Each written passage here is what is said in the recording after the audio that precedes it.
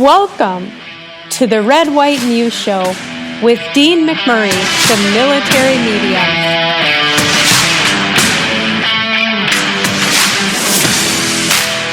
Hey everybody, welcome back to another great episode of the Red, White, and You Show with yours truly, the military medium.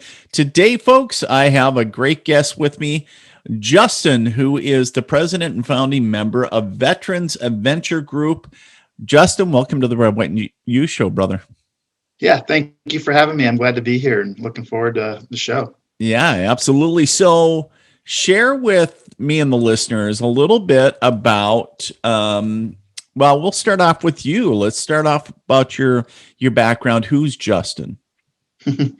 Yeah, so I grew up on a farm up in Minnesota, and it kind of was foundational to my time in the military. So my friends like to joke I grew up like an Amish kid. You know, we grew up raising all of our own cattle and butchering them and stuff, and just really self-sustaining. And with that, obviously, we didn't have much to do. And so I should say outside of chores, you know, we had to get creative. And my buddy and I in high school, we got into this whole thing where we would start, this is highly illegal, and well, still is, but this was years ago. We would raid these parties acting as we're police officers, like on a SWAT team, you know. And I always kind of laugh, like in high school, we legit actually had a pair of night vision goggles, you know, like so we had taken it to a whole other level. And, you know, obviously at this point, you know, when I was younger, I really wanted to be a fighter pilot. And that was pretty much my dream ever since I was a kid. But I'll never forget when 9/11 happened. You know, I was only in 8th grade when 9/11 happened, but it, especially, you know, kind of coming from, you know, that farming community in America, like I didn't have any connection with New York or the World Trade Center or the Pentagon or anything at that time, but there was just that sense of like our homeland was attacked, and there's that call to duty essentially. And at that point, you know, before when I wanted to fly, that was more of like a personal thing. But when this happened, it really kind of hit me that, you know, I want to be on the ground and actively engaged in this fight. And so that's when I decided I was going to join the Army. And at that point, my goal was whatever I could do to get, you know, overseas and on the ground, essentially. And so I signed up to, you know, join the military and be in the infantry. And it was such a good fit for me. You know, I joined the Army back in 2006, and I had a 4-year contract. And I ended up doing 2 tours overseas. And on that last tour, I extended to finish out the deployment. And I really enjoyed what I did in the military. I was with a small unit called the Pathfinder Company. It's kind of similar to, you know, we think of like Pathfinder School, and then you also have a Pathfinder unit, similar to like how you have Ranger School and then Ranger Regiment. As Pathfinders, our primary region, we're an infantry company essentially attached to aviation. But in modern day, you know, military, they pretty much used us as the Army's combat search and rescue. So anytime a helicopter went down, it was our job to go out there, get the crew out, get any sensitive items, and destroy what was left or recover what was left of that aircraft. And I really enjoyed it. You know, in that unit, we had the opportunity to go to pretty much any military school we wanted, and which kind of led into what I did in the military long term is I ended up, you know, leading the sniper section in our unit. And again, I really enjoyed it. But you know, on that second tour, I was getting ready ETS after coming back, and I wasn't really sure what I wanted to do. I looked into maybe staying in the military and going to selection. The other option was contracting. I mean, as you know, like, especially coming from that kind of background, there's really no civilian equivalent, and contracting is pretty much the route you go. And, you know, I wasn't really thrilled about contracting, but I figured I'd go to the military and try contracting with the aspect of I could always get back in the military. But that goes back to kind of my youth and the foundation. Like nothing I've done has ever been for money. And when it comes to contracting, you know, you do get paid very well. You get plenty of time off. And at some point, it created a moral issue with me. Like, it'd be one thing if I was going to be over there, you know, fixing helicopters or something under a contract. But when you're over there pulling the trigger for a paycheck, which you could argue as what I was doing in the Army anyway, it just, again, it didn't really sit with me. And I have nothing against people who have done contracting work whatsoever, but for some reason it wasn't really sitting well with me. And so at that point, I was kind of debating what I wanted to do, but I ended up getting a contract lined up with a company called Triple Canopy. It was back in 2011 when contracting was off the charts, especially in Iraq. And it was September 18th, 2010. We were doing a patrol, and it was election day in Afghanistan. And there was a unit that we're working with that they were under fire at one of these polling stations. And so we were responding, trying to get there as soon as possible. And I was in the lead vehicle in this convoy. And we're cruising along, and we'd hit stuff. I'm like, oh, that's an IED. And we get past it, and we think we're good. Well, ultimately, we end up finally getting hit by an IED. And in this event, my driver lost his leg. And, I helped get the driver of the vehicle and got the tourniquet on his leg and all that. And as the medevac was coming in, at this point, I was, keeping C-spine on the driver. It just, something kind of hit me. And it's like, this guy's going to go back, and everyone's going to look at him as a dude who lost his leg overseas, and they're going to feel sorry for him, and they're going to pity him. And knowing this guy, like he was a stud as a soldier, and all I could think is like, if I can do anything with my life, I want to take guys like this that everyone feels sorry for and pities, and help them do stuff that people with two legs are scared to do, And that really changed my life. And I'll just never forget that clarity I had in that moment. And after this, I ended up canceling my contract with Triple Canopy, and I got my personal training certificate and got out of the military with a focus on working on wounded veterans, or working with wounded veterans, I should say. And then as I got out, I kind of learned what the nonprofit world really is a little bit more like in the real world, and not what we all think it's like, unfortunately, And as reaching out to a lot of these other organizations, I won't name who they are, just since they don't have a ability to defend themselves here. But ultimately, it kind of came down to, I learned it was a lot more about money than it was necessarily about helping veterans. And it was very disheartening, especially when some of these nonprofits, they advocate to serve veterans. And here I am, a veteran looking to serve and help other veterans, and they don't even want to help me do that, or at least help facilitate me working with them to do that, And during this time, I was also going to college. And, I'd been in the military for less than 6 months at this point. And, I literally came straight back from Afghanistan and ETS. And next thing you know, you're in a college classroom.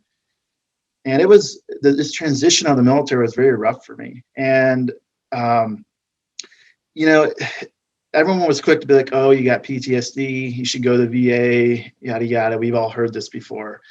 And what I had to keep explaining to people is like, what happened overseas didn't bother me. I knew what I was signed up for. I signed up for, I want to be in the fight. I was prepared to see some of what I was about to see. Growing up on a farm, I'm pretty familiar with the reality of life. It can be pretty brutal. And so I was ready for that. But I was having a really hard time figuring out what was bothering me. And one night I was really down, and I sat down at my kitchen table and I made a list of everything that bothered me. And I was able to summarize that list into a lack of teamwork and a lack of purpose.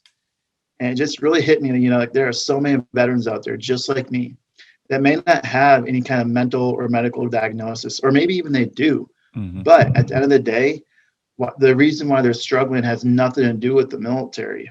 It has everything to do with being a civilian, and making that transition to being in a team environment where you're doing these missions that matter, and everything you do has a life or death consequence to it. And everything you do is very intentional and purpose driven. To the civilian dog eat dog world where everyone's just trying to get ahead of everybody else. And it's like, well, what happened to the teamwork here? What happened to that shared common goal? What are we doing this for? And so that's what was really bothering me. And, that along with the frustration of trying to find other ways to serve veterans with other nonprofits, I was like, what? There is virtually no resources out there for veterans like myself who don't fit the wounded category, we don't fit the PTS category. And there needs to be. And so I saw that gap, and that's where I started Veterans Adventure Group. And that kind of led into what we do with Veterans Adventure Group and the sports we bring involved. So that's, kind of going back to my background, like that's the foundation for who I am today. And the military has been very critical in shaping my mindset and towards how I've developed this program. So I got to ask Justin, just to rewind it a little bit. Where'd you grow up in Minnesota? You said a little town, little farm on Minnesota, but what was the name of the community or town? So the town is called Owatonna. As if you're familiar with town names in Minnesota, a lot of them are named after Native Americans. So it always throws people off. But yeah. So yeah, okay, I'm familiar with that. I'm from International Falls, by the way. So we got a couple of Minnesota natives, and then we also share a common bond too, because we're both infantrymen. So it's kind of an interesting bond, right? Not everybody from Minnesota goes into the infantry, by the way, for everybody that's watching or listening. But no, I just thought it was interesting. You said a farm in Minnesota, and I was like, oh, where was that? So yeah, beautiful area. So going forward, so talking about the organization, talking about, you always had an adventurous spirit, right? You talk about growing up and having night vision goggles and always wanted to be out there, right? But the thing is that, how did you, when you decided to saying, hey, let's make this organization that can serve veterans, how did it fall into the aspect of, like extreme adventures? Like, did you just, and I know that you talked about your driver, about that driven about, hey, let's go do Mount Rainier. Let's ascend Mount Rainier. As he was being evac'd off, did that start the, like, hey, I'm just going to get him up first, and then? Yeah, and that's a great point. So, overseas, when my vehicle got hit, as we're waiting for the medevac to come in, I learned, so I just actually got recently transferred over to this different team. And so I didn't know my driver too well at that point. And yeah, I learned he was from Washington. And for some reason, the idea of climbing Mount Rainier came into my head. And at this point, I'm a Midwesterner. As you know, it's flat. There are no mountains out there. Yeah, almost all the mountaineers I know come from the Midwest, ironically. But for some reason, Mount Rainier popped in my head, and we made this promise that we'd climb Mount Rainier together when we got back. And I got out of the military, and actually in 2011, shortly after getting out, I went to climb Mount Rainier myself just to figure out what I was actually signing this guy up for. Right. And I climbed it, and this was kind of also it wasn't long after when I was in school, and then I kind of was struggling, and this is where extreme sports really kind of took a new light to me. Is when I was struggling, I got into a mountain biking community, and I wasn't even a good mountain biker or anything, but in this community, I found some of those things I missed from the military, and with that, as you progress into mountain biking and you get to more advanced lines, like you realize like you have to be on your A game, and if you don't, it's going to be a very painful ride, and all that kind of built. And I started to realize that in the civilian world, I did very well in these environments where I was having to, make risk assessments essentially to figure out, all right, do I have the right equipment? Am I trained enough? And do I have the right people around me to accomplish this task?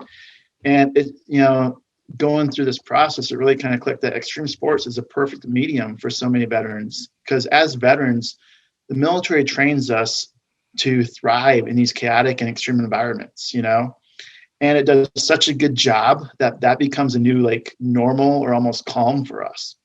And, for me, when I was out there mountain biking at this time, I realized I was just such a different person. I was very relaxed. I was in control.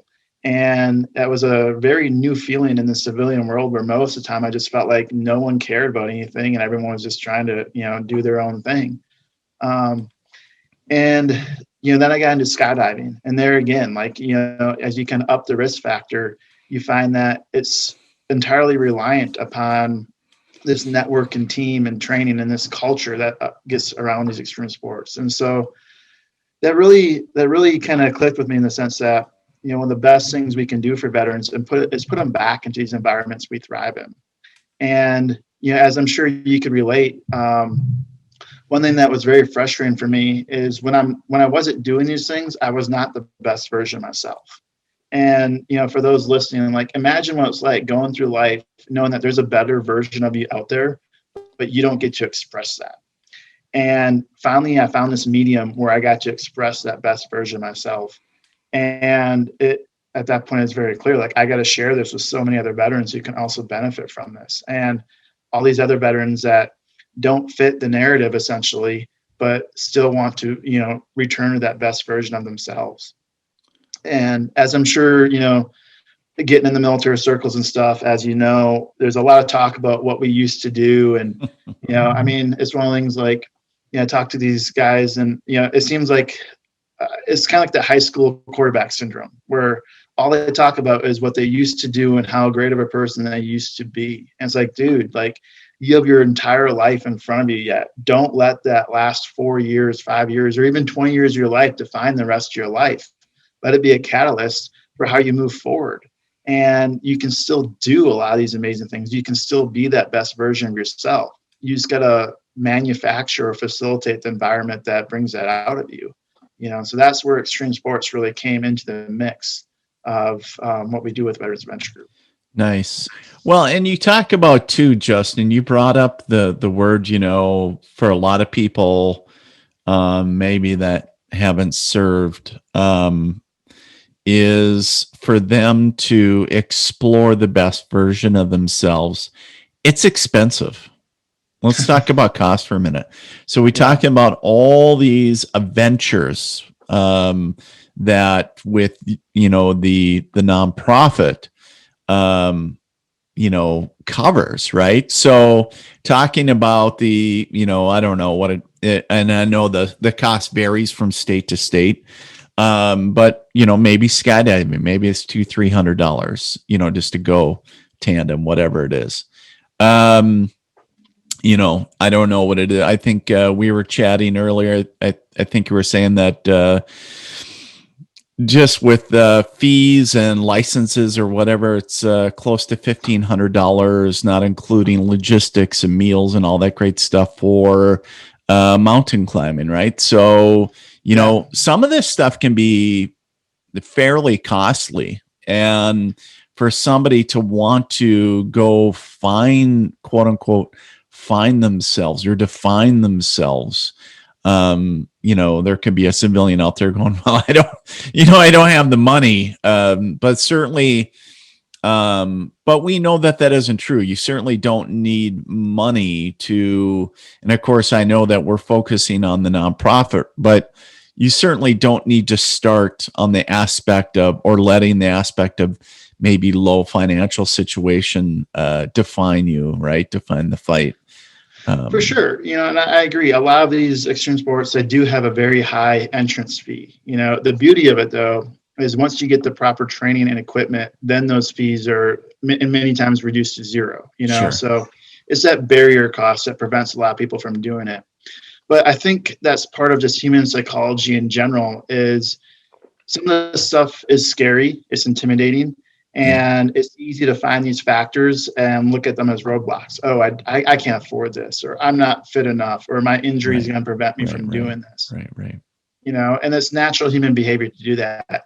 And that's where, one thing I excel at, ironically, is I'm really good at breaking down those barriers. If cost is an issue, don't worry about it. We'll figure out a way to do this. There's always a way. And it just goes back to your priorities, So you may have to make some sacrifices to get there. But would it be better to make 6 months of financial sacrifices so you can find a hobby that you can cover the cost to get into and then not have to have, extreme fees afterwards, but that really brings out the best version of yourself, Would it not be worth getting a second job for a short period of time just to, make these payments to make it happen, And, that's where on the veteran side of it, I'm thrilled because we can a lot of times eliminate these barrier costs for veterans. And, it goes back to, like you said, you don't need to have a lot of money to be doing these things. Many of the best mountaineers I know, the best skydivers I know, they are not wealthy people. They're Sure. there because they love it, and they put the time in, they put the effort into it. They work in the industry. And so again, money is a poor excuse for the barrier cost. It's a valid thing to think about, but it's not a reason not to do so. It's kind of funny you bring that up. I when I used to scuba dive a tremendous amount, and a lot of people that I would run into would what I would put in the category of like a beach bum, right? And just Yep. would live to dive. That's all they did, and they were, they didn't care how they lived, but the only thing that mattered to them was like, in that category was scuba diving. And that's exactly right. If somebody really wants it bad enough, if they really want to do it, they'll figure it out. They'll make it a priority, like I said. I wanted to focus a little bit because you have so many adventures going on within the organization itself. Um, you know, understanding that probably with your background, you had a variance of interest or with adventures.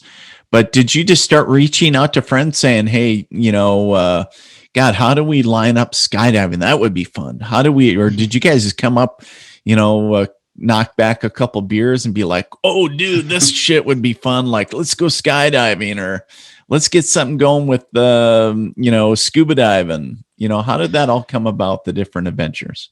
So a lot of it kind of stemmed from my personal hobbies initially, like scuba diving. That was actually another thing back in my high school days. My buddy and I, we would scuba dive, and we like to act like we were little Navy SEALs. And we actually raided a Girl Scout camp once. We scuba dived up and cached all of our gear and did a little raid and scared the crap out of a bunch of Girl Scouts and snuck back up to our gear. And so a lot of this kind of stemmed from stuff I did as a kid, or got into out of the military. And I was airborne in the military too. But then that goes back to my mentality getting out of the military was you lead by example. Right. And so before I was going to offer a program, I wanted to do it myself and make sure I understood the mechanics of it. Now, as we've grown, I've had to be real about it and realize like I can't do it all, and that goes into as a leader, being able to disseminate different tasks and, balance the workload. And so that led into, as you do these things, as in the scuba community, there's that scuba guy he scuba dives and he paraglides, and it's like, hey man, I know you do a lot of scuba diving stuff, but would you help me with a paragliding project, and then that kind of segues you into that. And so, yeah, it ultimately kind of came about expanding my network through these extreme sports into getting into other extreme sports. And as you do this, you always find those people in these, communities that they realize that this is bigger than themselves, and they're not necessarily, they have their personal attachment to it, but they are just so thrilled about this activity that they just want to share it. And right. Finding those individuals and be like, hey, look, you want to share it. We have a medium that you can do this through, and helping them build that medium so that way they can essentially get to share something they love to do with other people. And on our end, and that's what's made Veterans Adventure Group very unique, is we allow these team leaders to essentially act as their own small nonprofit. They raise their own funds and stuff like that, but we handle all their admin side of it. We handle all the legal issues, the insurance issues, all the tax issues, all the donation stuff. So that way they can just focus on their mission of getting people in this activity. And, so as Veterans Adventure Group as a whole, we provide a guideline of how these funds have to be spent, and we audit everything and make sure it's being ran accordingly. But our focus is on finding these individuals that want to serve others, want to help others, and are so passionate about it. They aren't looking to do it necessarily for a paycheck. They just want to do it to give back. And we find these individuals and we set them up to where they can actually do that. And as a result, we've actually had to kind of purposely stop our growth, because as an all-volunteer organization, we grew so quick where we kind of lost control at a point where it's like, we got so much going on, and, right. Which is unfortunate because you want to do so much good and you want to help the most amount of people. But the reality of it is I'd rather help people in a smaller, and give them more substance than just a big, massive organization that they get a glimpse of it and then they're gone and then, this get ran through the puppy mill kind of thing, So thankfully, as that happened, we were able to kind of condense it back down. And now we're kind of, in the last few years, we've been really focusing on our core teams. Those are the most active. And, as we've learned the fundraising side of things and kind of getting under control, it's to the point where, these teams, if they got big projects, they can pitch to us and we can sponsor them or fund them for these different activities as well. And so, yeah, it's been great, having it grow and really empowering these individuals within these smaller extreme sport communities, that they're there because they just love what they do and love to help, so. Cool. Question for you.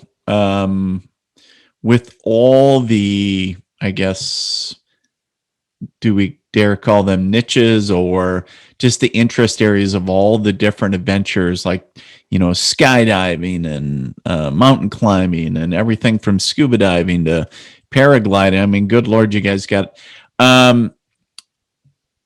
what is one of your favorite, I guess, adventure,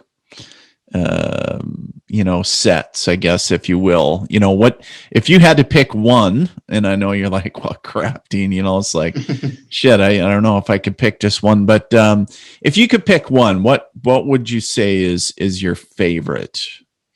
So my favorite one in relation to the nonprofit is mountaineering. Okay. That one always has a special place in my heart because of that Sure. promise I made back in Afghanistan. And to kind of go back to that story, that soldier, he actually climbed Mount Rainier with us in 2017. Okay, and that was one of those moments where I've just kind of thought to myself, like, if the nonprofit were to cease to exist and I never did this again, just knowing that I fulfilled this promise, that was made in a foreign country after getting our asses blown up, I literally had tears frozen to my face, to say the least, that was a moment for me. But, and it's also been so empowering and inspirational for me to remember, like, why what we're doing matters so much, and the mountaineering side of it too. Even just saying that that's my favorite makes me cringe. I really, every time I'm stepping on the mountain, I'm like, why do I do this? Every year I come out here and I make myself miserable, and it's not fun in the moment. In the moment, I am not the mountaineer that just like, oh, this is great, I'm loving every bit of it. I'm the mountaineer thinking, man, we got a long push, you guys. Like, this is gonna work us, and it's gonna be a cold night. Like, I'm pretty real about it, but that goes into that leading by example and just, making sure we get the job done. And I let the new guys that don't know the misery that's ahead of them, they can be that light, kind of energy in the team that, keeps everybody's, laughing and giggling while I'm kind of the hard charge, like, let's get this done. But, I've had so many very strong emotional experiences climbing. And one of the climbs that will always sit deep to me, other than that climb in 2017 with that soldier, is a few years ago, myself and one of my team leads, we went out to climb Mount Denali in Alaska, the tallest peak in North America. And with the goal of doing it ourselves, so we could open it up as a veterans adventure group climb down the road. And we actually had a climb scheduled last year, but COVID canceled all permits on Denali. So we're working to get that going again. But doing that climb, it was just me and this other dude. We both really connected with our military backgrounds, and we had a very similar train of thought. And the experiences we had on Denali were life-changing for me. Right before I left for Denali, this girl that I was head over heels for broke up with me. And that's another aspect of mountaineering that's just rough, is you have a lot of time to think, especially on Denali. You spend all this time in your tent just waiting for the weather windows and stuff like that, And so I was in such an emotional, bad place. And on top of that, I was in the worst place in the world to deal with it because I had no connection to the outside world. I'm in the middle of Alaska. I can't go anywhere. I'm stuck in a tent where, just basic survival becomes an issue. And you're really forced to be with those thoughts. And you can't distract yourself with all these other, I got to go get groceries or this and that. And the experience I shared with Austin, we both found a lot of common bond with relationship troubles we had dealt with and our perception of our time in the military.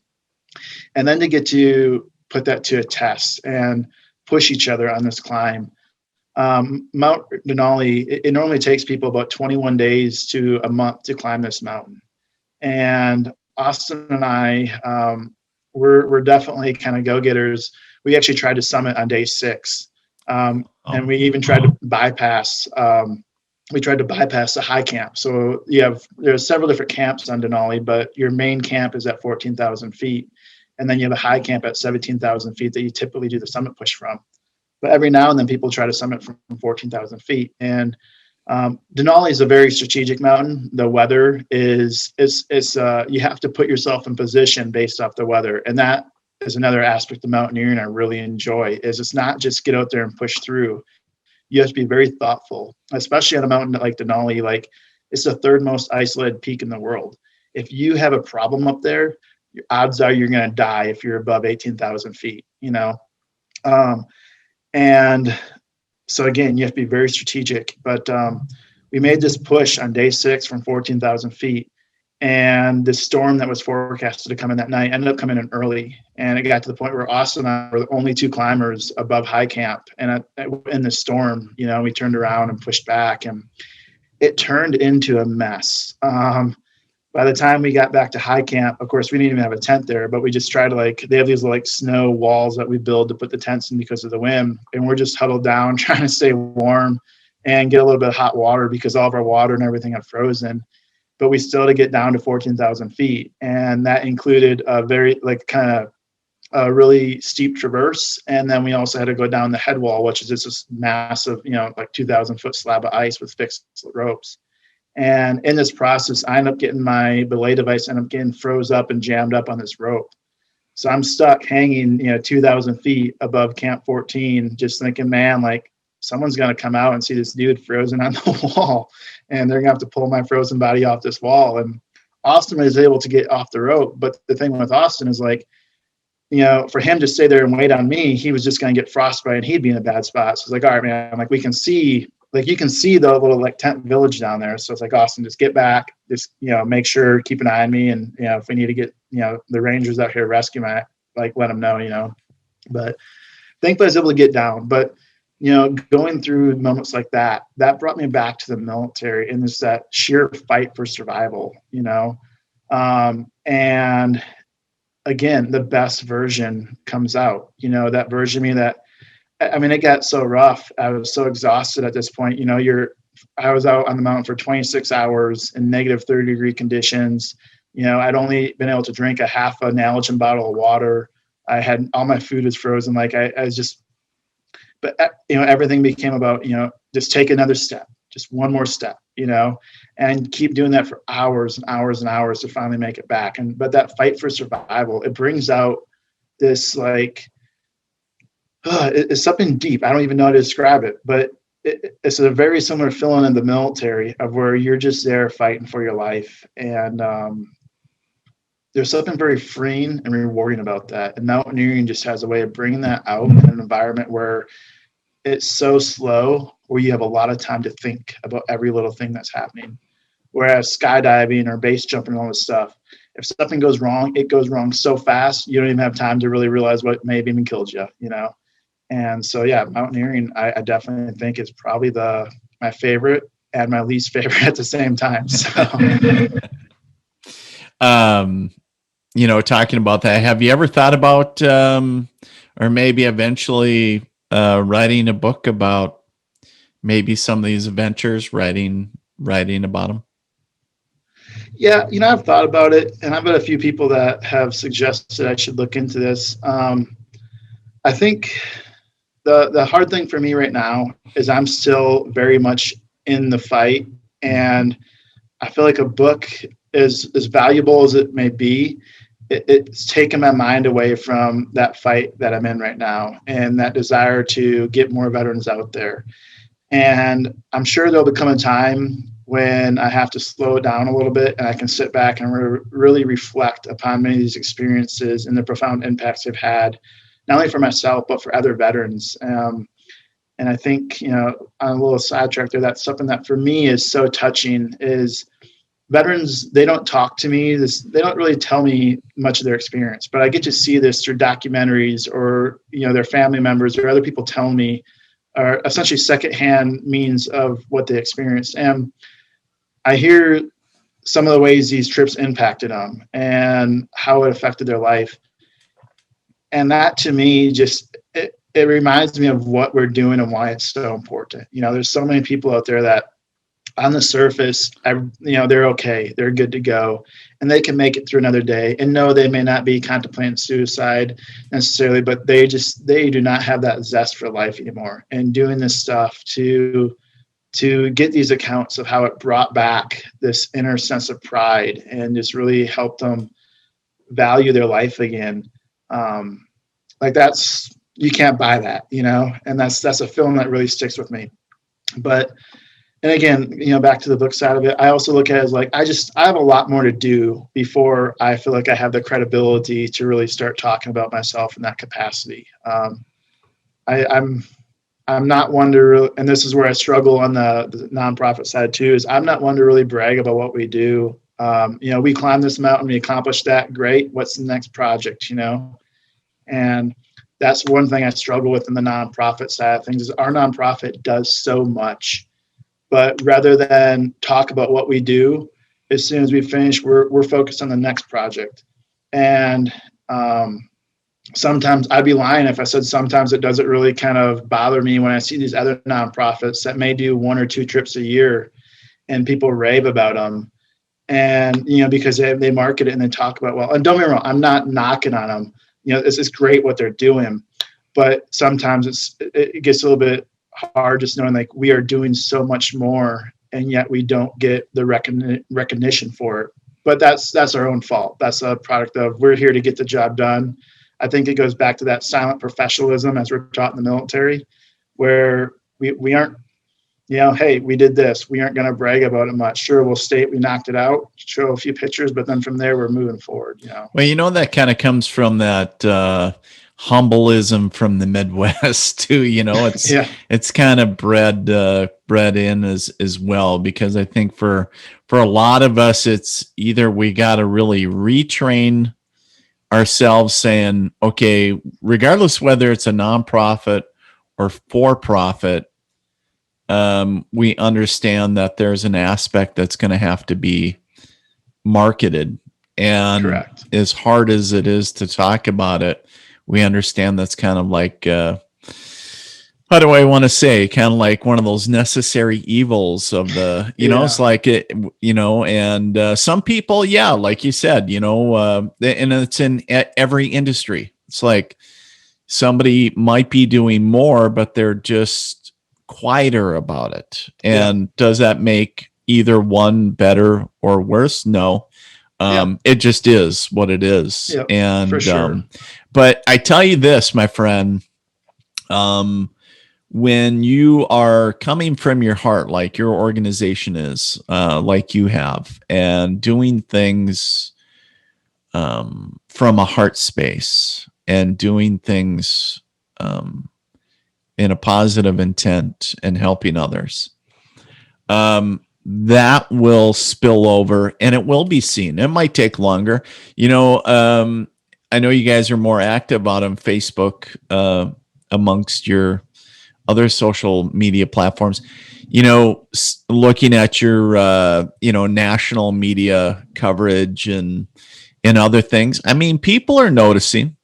Maybe you guys aren't shouting it from the treetops, but people are noticing. And that's important to note because, I think especially, and I know the primary number one mission for you guys is to help veterans and, serve them in a different way. But people of all shapes, sizes, and backgrounds are looking for do-gooders. This, times are kind of challenging. And there's a lot of shit out there, to be quite honest. And people want to see and hear about do-gooders, people doing great and wonderful because they want to believe in humanity once again, regardless of what aspect you're serving, whether it's just veterans or first responders, or it doesn't matter. It could be Girl Scouts, right? Yeah. And it's like, so what I'm sharing is keep doing what you're doing. It's being noticed. Obviously, here I am just, in my corner of the world. And, it just floats across. When you start looking for good things, organizations that are doing great things will, show up. Let me ask you, Justin, what's new on the radar for Veterans Adventure Group? What are you guys working on next? What's next in the hopper? Yeah, so we have some big projects we're putting together. So we've had a scuba program in the past, but it's kind of been small. We have a new director that kind of came in recently and is revamping the whole program. And so we're looking to take our scuba diving program to the next level, which I know that's something you said you've done a lot of. Yeah. And if that's ever something you'd like to participate in, please let me know. But one thing we have come up is we just finished a program where we're going to be participating in scuba diving in the Georgia Aquarium once every quarter. So, getting to scuba dive with like whale sharks and all that. And that's a cool family event where we can get the family involved too. That'll be a quarterly thing. But on top of that, trying to get more dive trips out there, whether it be even some stuff in foreign countries. But the dive program is very big on our radar in terms of how we want to expand it. The mountaineering program is one of those programs that every year it expands and changes. Our first year, we took 4 veterans on Mount Rainier. Last year, we pretty much had 50 people signed up. Obviously, wow. COVID canceled that. Right. Now, because of how we've structured it, I'm maxing everything out at 36. But we're opening up new mountains. And that goes back to a big goal of mine is to get that Denali trip scheduled again and, put veterans on top of the, tallest peak in North America, or even if they don't get to summit, give them that experience. Sure. Another new team that we're slowly working towards getting set up is paramotoring or paragliding. So it's something I've been working on kind of personally for a little bit lately, but it's been hard to divide my time between running the nonprofit, and then I'm very involved in the mountaineering aspects of running the mountaineering team, overseeing all other teams, as well as open up a new program, trying to find help in the leadership aspect of that side of things. So paragliding is a big one. And the other big thing on the nonprofit, and this is kind of the first time I would have announced this publicly, but is we're trying to, really look at ways to generate internal revenue to the point where we don't have to rely entirely on a donation stream. Essentially, there's so many veterans out there that want to be involved. And if we can find a way to, raise money internally, we can essentially do more work. And so we're looking into potentially doing a membership type basis as a method to bring in more internal revenue so we can offer more programs. We would still function, obviously, as a nonprofit. Everything would still go to our programs and so forth. But we see a greater value there, and it's something we already kind of do. For many of our programs, there is some sort of a base fee that you have to pay to be involved. Like mountaineering, you have to buy your recovery permit, which is like a $52 permit. And that's our way of you showing there's a buy-in involved. Sure. So, and that goes into too, is trying to find better ways to reach veterans that not necessarily, veterans that are very passionate about getting involved in these areas. Our goal is not necessarily to bring a veteran out, let them experience it, and send them back home. Our goal is to find small pockets of veterans that want to learn these activities, get them trained, get them the equipment they need, and now they have that community so they can keep doing these activities on their own outside the nonprofit. And that's where it comes into how can we best meet that goal. While we do provide one-time experiences on these trips for certain veterans, our goal is to provide that community, the training, and the equipment to, again, as I said before, keep doing this outside the nonprofit. So when we look into different things that we're doing, I guess that goes into, we're trying to adjust our organizational structure to better serve our veterans and to help us handle the amount of demand we have for our services. But yeah, like I said, our scuba diving program, that's really ramping up. And, if I can get this paragliding program going, that'll be another thing. How do you juggle it all? How do you juggle it all? Because I think I would almost want to be like playing with everything. Like, hey, let's run out. I got to do some quote unquote, whatever you want to call it. I got to do some business meetings out in Arizona. We're going to do some paragliding, whatever you're going to do. Right. And, next week, so it'd almost be wanting to, I don't want to call it playing because it's not playing, but, just going off and understand there's the admin aspect that, has to follow up with all that. It's not just the sport itself. So I think there's a few ways that help me kind of balance it out. Obviously there are so many times where it's like, I just want to quit what I'm doing and go be involved with so many of these activities. And on top of that, that would help ensure, better programs and experiences for veterans. And it's very hard to talk myself out of it, but some of that goes into as well. Like, I have to have that work-life balance. This is a project that I love and it's fueled by passion. And if I become too involved in it, I don't want to have that flame die out, And with that, I also realize that if I'm there, that could potentially mean there's one veteran that can't go because I'm taking up that spot, right? And I don't want to borrow someone from being able to do this stuff because I have so many other avenues and so many other outlets where some of these veterans, they don't have that. And this one event means much more to them than it does to me.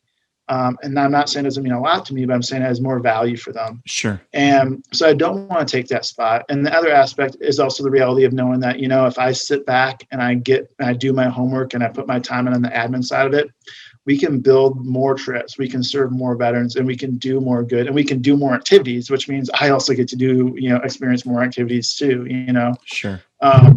So I feel like it kind of balances itself out. It is a struggle. And then I still have my own personal life too. Like, I gotta, make my own income and all that as well. So it can be hard, but I've been very fortunate. Pretty much anybody who knows me knows that this is my passion, and they've been very good about understanding if I'm running a little bit behind on getting some other work done. They give me a little bit more leeway usually, which may not always be the right answer, but I've really appreciated people seeing my passion and understanding where my heart's at, and them working with me to help allow me to continue making the nonprofit happen while balancing my other, commitments in life. So beautiful. Justin, where can they find you? Where can they go if they want to find out more about Veterans Adventure Group, or what kind of adventures you guys got coming up, or all that great stuff? Yeah, so the best way to find us is going to be through Facebook, just our Veterans Adventure Group page. That's probably the most active and up to date, just because it's very easy for us to use. Excuse me. We also are on Instagram as Veterans Adventure Group. For those in the more business-minded aspect, we have a very good LinkedIn profile as well. And then we do have a website. The website is the biggest pain in my butt since I started this nonprofit, but it's up, it's running. We're in the process of building a much more inclusive website that's much more descriptive. Our current website is lacking in many ways, but it's a placeholder until we can get the better site complete and operational. Sure. But yeah, it's at Facebook, website, veteransadventuregroup.org, or Instagram. Beautiful. Well, my guest today, Justin, president, founder of Veterans Adventure Group. Thank you, Justin. Appreciate it. I'd be remiss if I didn't say thank you for your service, but thank you for what you and everybody else continues to do, and how you continue to choose to serve others. And really look forward to keeping tabs on, what the organization and you guys, continue to do, and what kind of adventures you guys come up with. Yeah, for sure. I hope to see you out in Mount Rainier with us one of these years, or jump in the water with us doing some diving. I'd love to have you out there. That would be a blast. Well, thank you. Thank you. I appreciate you telling our story and helping us get the word out of what we're doing.